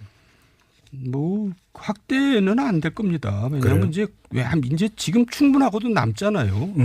그러니까 검찰에서도 이제 빨리 정리를 하고 싶겠죠. 확대하다 보면 한이 없잖아요. 이게 이제 이팔성 전 회장 건 같은 대보하고 이 두 건은 우연히 이제 포착을 해서 수사를 안 할 수 없었던 이렇게 지금 읽으시는 거고요. 다음 주 직설할 때는 또 뭐가 나올까요? 그만 나왔으면 좋겠다니까요. 이제 좀 건전한 얘기 좀 했으면 좋겠습니다. 지금 이제 서가번 의원한테 좀 물어보세요. 마지막 이것만 여쭙고 지금 MB의 심정이 어떨까요, 의원님? 지금 MB의 심정 이런 뉴스 계속 그러니까 체크하고 있을 거 아닙니까? MB 그분은 되게 이제 뭐한 얘기지만 기도를 많이 하시는 분이고 기도를 많이 받았던 분이거든요, 어머니로부터. 네. 그래서 항상 이제 뭔가 이게 좀 선민의식이 좀 있으세요. 선민의식이 하늘로부터 항상 보호를 받는다는 선민의식이 좀 있으신데. 진짜? 이번에는 이거는 뭐지? 이제 이런 기분일 것 같은데요. 나는 첫눈을 타고 태어났다. 이런 그러니까 생각을 갖고 살아왔는데. 그래서 우리들한테 흔히 이제 가끔 종종 하는 얘기가 나를 해한 친구 치고 잘 되는 친구 못 봤다. 그런 얘기일 거죠. 그럼요. 예. 자기가 여태까지 살면서 자기한테 해를 끼쳐가지고 잘 되는 사람 한 번도 못 봤다는 거죠. 그럼 진짜 하늘로부터 선택받은 좀 그런 선민의식이 좀 있어요. 헐. 말을 못 읽겠으니까 요거는 여기서 마무리하겠습니다. 뭐 여기서 더 이상 말을 섞기가 힘드네. 그거에 대해서. 오늘 여러 가지 지금 그 수사극 멜로 갔다가 지금 판타지라고 해야 됩니까? 뭐라고 여기까지 지금 가고 있는데. 저도 편하다 보니까 별 얘기 다 하네요. 오늘은 이 정도라고 다음 주 또 그러니까 다음을 기약을 하도록 하고요. 저희가 지난주부터 이제 6.13 지방선거 전망을 하고 있는데 그 얘기 좀 같이 해보도록 하겠습니다. 이번에는 호남권으로 가겠습니다. 서가번 의원님. 네. 호남에서는 민주당이 압승입니까? 어떻게 전망하세요? 최근까지 국민의당에 있다가 이번에 이제 바른미래당 그다음에 뭐죠? 그당 민평당도 안 가고 무소속으로 남은 이용호 의원이 최근에 어떤 며칠 전에 어제 그젠가요? 인터뷰하는 걸 보니까 호남에서는 그냥 민주당이 대세고 다른 당은 의미가 없다. 이용호 의원이 그렇게 얘기를 했어요? 했더라고요. 그런데 실제로 지금까지는 그런 것 같습니다. 그래요? 네. 근데 뭐 이제 서가번 의원께서는 민주당 소속이시니까. 그렇습니다. 이제 팔이 안으로 굽는다라고 해서. 그래서 제가 이용호 의원 얘기를 하는 거예요. 그래서 최대한 객관화시키기 위해서 정돈 의원께서 평가를 해 주시죠. 어떻게 전망하세요? 얘기할 필요도 없어요. 민평당하고 바른미래당은 그냥 호남에서는 존재가 없어졌어요. 그래요? 지금 호남에 대해서 광역 선거나 지자체장 선거 얘기하는 거는 별로 의미가 없는데 민주당 석권이다. 이미 게임이 끝났죠. 최근 지난주 조사한 거 보도에 의하면은 호남에서는 민평당, 바른미래당이 5%씩 받았어요. 대략. 네. 그리고 전국적으로는 1% 민평당은 받았는데 그게 어느 정도 근거 있는 여론조사 같아요. 여론조사, 그러니까 앞으로는요, 한 가지 부탁을 드리겠는데, 여론조사를 할 때는 그 여론조사 인용 시의 경우에는 그 조사 개요를 꼭 밝혀야 되는 거 아시죠? 보도된 바에 의하면 그렇습니다. 아니, 그래도 안 됩니다. 언제 저희 지금 작가진이니까 지금 바로 지금 이제 찾고 있으니까 그건 제가 나중에 다시 그 개요는 말씀을 드리도록 하고, 이건 부탁 말씀 꼭 드립니다. 알겠습니다. 다음부터 여론조사 인용하실 때는 꼭 갖고 오셔야 됩니다. 알겠습니다. 방송 심의에 걸립니다. 그렇죠. 네. 저기 밖에 지금 PD 표정을 한번 보세요. 지금 정신없네요. 지금. 그러니까요. 그러면 변수를 한번 여쭤보겠습니다. 그 한국지행 군산공장 폐쇄 문제가 불거졌습니다. 이건 변수가 안 됩니까 전혀? 안타까운 일이죠. 우리 당에서도 그렇고 정부에서도 이번에 군산 대책 특위를 팀을 태스크포스를 구성을 했더라고요. 경제 대책에 대해서. GM뿐만 아니고 또 조선소도 지금 곤란을 겪고 있지 않습니까? 그렇죠. 그래서 군산 경제가 지금 거의 피폐해지다시피 했는데 그래서 이 GM 문제는 또 GM 문제대로 별도로 이게 접근을 해야 될 문제고 대안을 세울 문제지만은 이게 정치적으로 책임 문제로 이렇게 부각되거나 그럴 사안은 아닌 것 같습니다. 그게 어떤 특정 정당한테 유리하고 특정 정당에 불리할 이런 변수가 되지는 않을 것이다. 이렇게 보는 거고. 현재까지 그렇습니다. 두 분의 진단이 동일하다면 질문의 각을 바꿔야 될 것 같은데. 그러면 지금 바른미래당이나 민주평화당 같은 경우가 그러면 후보라도 그럼 제대로 낼 수 있느냐? 없죠. 계속 우리 정돈 의원님은. 바른미래당은 잘 모르겠고요. 민평당은 이제 부분적으로 지금 도지사 문제는 박지원 전 대표가 나올지 조금 유보적인 것 같아요. 인터뷰 보면은 명민한 영방인데 나오겠어요. 그리고 바른미래당의 주승용 의원은 불출마 선언을 했습니다. 현지에서 좀 나오는 이야기가 있습니까? 실제로 그래서 지금 거기도 이제 각 지역별로 민평당은 지역당이 있거든요. 그래서 부분적으로 이제 또 단체장, 기초단체장 정도의 후보들은 지금 개별적으로 좀 내고 또 시도 의원들 후보는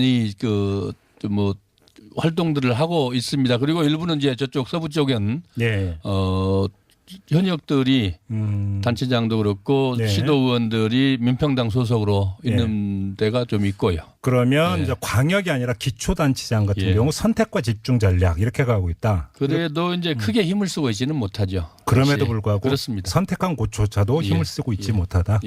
그러면 지금 더불어민주당의 거의 일방적인 게임이다 이런 진단이신데 그러면 경선 구도로 가는 겁니까? 민주당 안에서는 어떻습니까? 민주당 내에서는 지금 광주나 전라북도는 경선 구도로 가고 있고 전라남도는 지금 이제 이계호 의원이 그간에 준비를 해 오셨는데, 네네.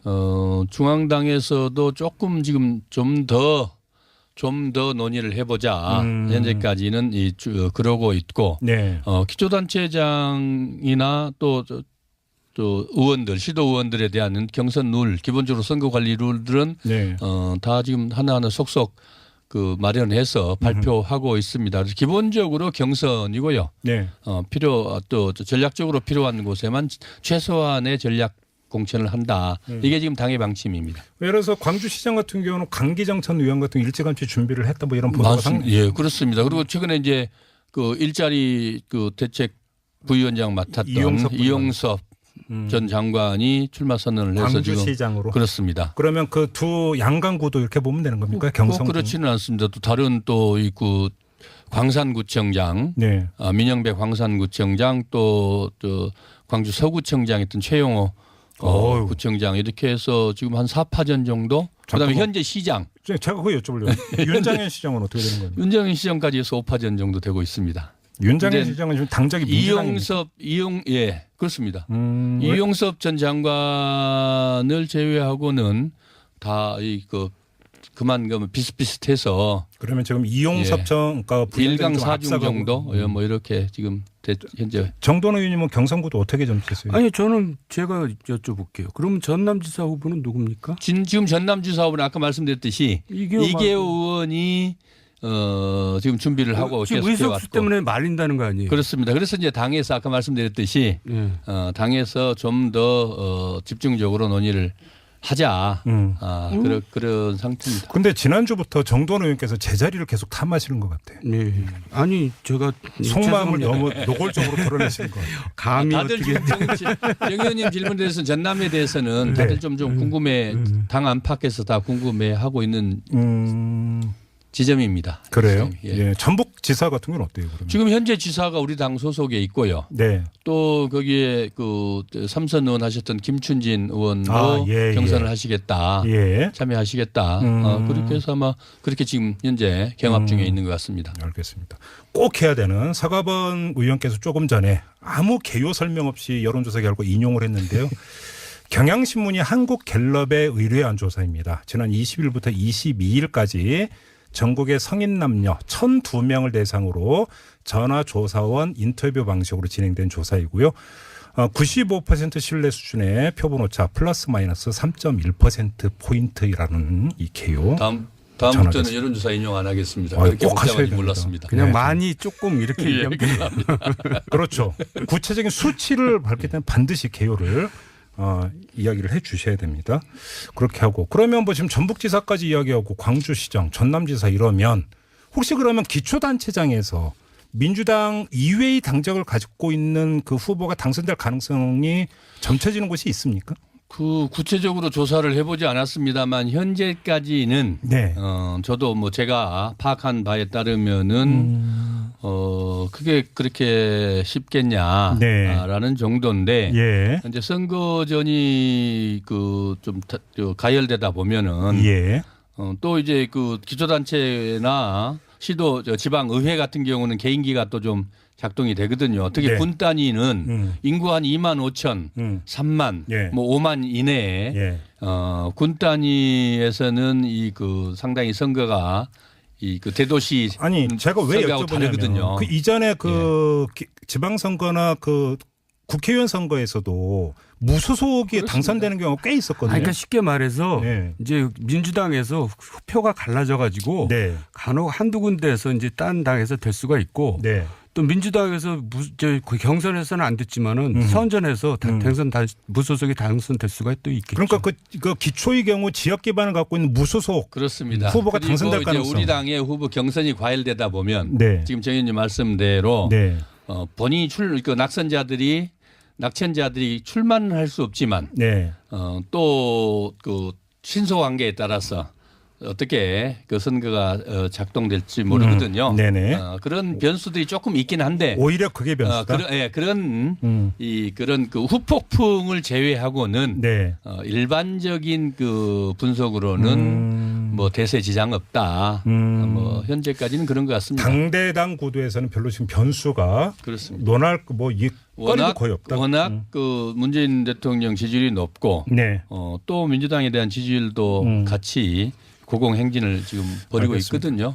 그만큼 당이 호남 쪽에서는 문재인 정부 대통령에 대한 신뢰 또 정책에 대한 안정적 그 신뢰를 보내고 있다고 봐야 되겠습니다. 오늘 이상하게 직설이 전반부는 정두원 전 의원께 질문이 집중이 됐고 후반부는 서가번 전 의원께 질문이 집중이 됐는데 마지막 한 1분밖에 안 남았는데요. 정두원 의원님. 네. 이것만 좀 짧게 여쭙고 마무리하겠습니다. 김영철 통일전선부장 방남을 놓고 자유한국당이 아주 세게 노숙 투쟁까지 하지 않았습니까? 이 옳고 그름은 여쭤보지 않겠고 이것이 어떤 흩어진 그 보수층을 결집시키는데 별로인 것 같은데요. 그래요? 그러니까 이제 자유한국당 주장에 일리는 있는데 그 벌이는 이제 행위들은 좀 너무 낯설고 이제 옛날 그 행태들이에요. 그리고 누구야 김영철 그 인간이 뭐길래 뭐 이 제1당 대표까지 나가서 그렇게 바닥에 앉아서 그러냔 말이에요. 그러니까 김영철 그 인간을 키워주는 것 같아요. 지금 오히려 닭 잡는데 수잡는 칼 썼다 이 말씀이세요? 창피해 죽겠어요. 뭐 김정은이가 왔으면 뭐 그 정도는 몰라도 김영철이 왔다고 어떻게 제1당 대표가 가서 그렇게 노숙투쟁을 하고 앉았습니까? 과잉 대응이다. 그러니까 궁색해요. 역시 또 화끈하시네요. 별로 민심이 따라주지 않는 것 같아요. 이렇게 하면서 직설은 마무리하도록 하겠습니다. 서가번 전 의원, 정두원 전 의원과 함께했습니다. 고맙습니다, 두 분. 네, 감사합니다. 네, 3019님이 작년만 해도 곧 전쟁 날 것처럼 불안감이 조성됐는데 그래도 올림픽을 계기로 많이 완화되고 북한도 대화의장에 나오려고 하니 긍정적입니다. 이런 평가를 보내주셨는데요. 이 기운을 계속 이어가야 되지 않겠습니까? 자, 색다른 시선 이제 마무리하겠습니다. 저희는 내일도 이슈의 핵심을 향해서 직진하겠습니다. 고맙습니다.